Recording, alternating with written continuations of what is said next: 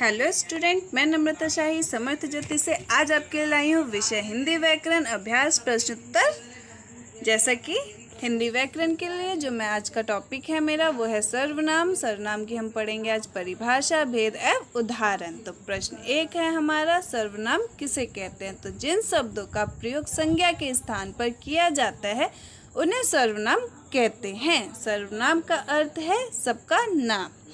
वह नाम जो सबके लिए प्रयोग किया जाता है सर्वनाम कहलाता है। जैसे हम किसी को बुलाने के लिए जिसका प्रयोग करते हैं उसे सर्वनाम कहते हैं। जैसे कि मैं, तुम, वह, आप, कोई, यह, वह, इसका, उसका इत्यादि। फिर से देखिएगा, जैसे मैं, तुम, वह, आप, कोई, यह, वह, इसका, उसका इत्यादि। हम किसी का नाम बुलाने में अगर हम इन शब्दों का प्रयोग करते हैं तो उसे सर्वनाम कहते हैं। उसके बाद है सर्वनाम के कितने भेद हैं? तो सर्वनाम के उत्तर है सर्वनाम के 6 भेद हैं। कौन कौन से हैं? नंबर 1 पुरुषवाचक सर्वनाम, नंबर 2 प्रश्नवाचक सर्वनाम, नंबर 3 अनिश्चयवाचक सर्वनाम, नंबर 4 संबंधवाचक सर्वनाम, नंबर 5 निजवाचक सर्वनाम और नंबर 6 प्रश्नवाचक सर्वनाम। और आज हम इन भेदों के परिभाषा और उदाहरण पढ़ेंगे। जैसे कि प्रश्न है, पुरुषवाचक सर्वनाम किसे कहते हैं? हम पुरुषवाचक सर्वनाम का कब प्रयोग करते हैं? आइए उत्तर देखते हैं। जिन सर्वनाम शब्द से किसी स्त्री या पुरुष का बोध होता है उसे सर्वनाम पुरुषवाचक सर्वनाम कहते हैं।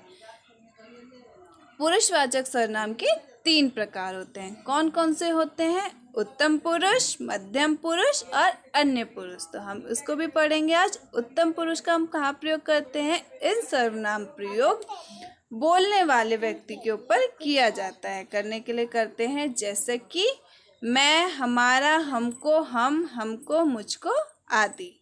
उसके बाद है मध्यवाचक सर्वनाम।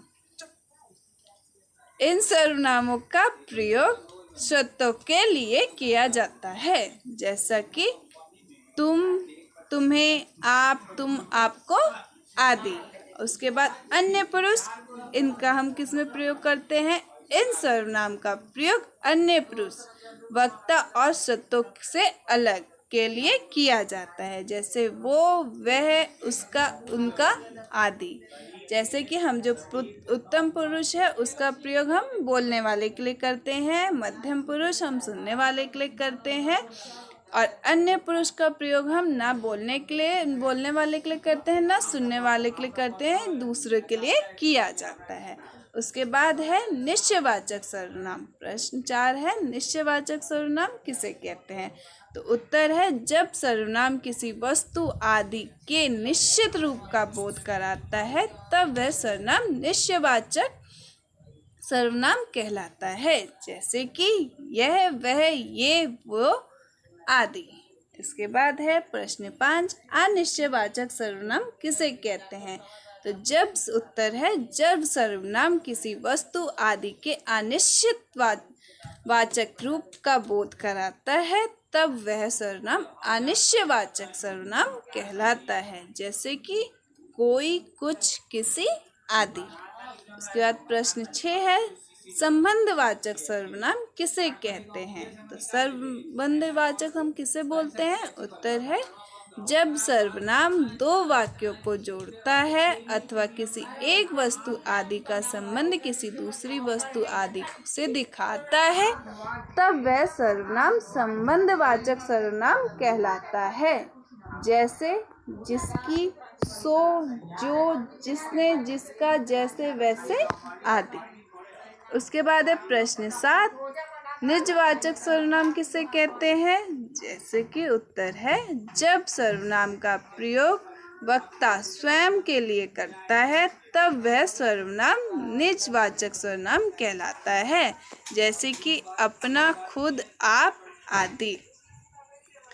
प्रश्न 8 है, प्रश्नवाचक सर्वनाम किसे कहते हैं? तो जब सर्वनाम शब्द सवाल पूछने के लिए प्रयुक्त होता है तब वह सर्वनाम प्रश्नवाचक सर्वनाम कहलाता है। जैसे कौन, किसका, किसको, किसके लिए, आदि। जैसे कि हम किसी से प्रश्न पूछते हैं, उसमें अगर इन शब्दों का प्रयोग करते हैं तो वो प्रश्नवाचक सर्वनाम होते हैं। तो आज हमने प्रश्न पढ़े कि किस सर्वनाम किसे कहते हैं, उदाहरण और भेदों को समझाइए। तो आपको जैसे समझ आया होगा कि हमने सर्वनाम किसको कहते हैं, और ये आप लोग याद करेंगे, लिखेंगे, समझेंगे।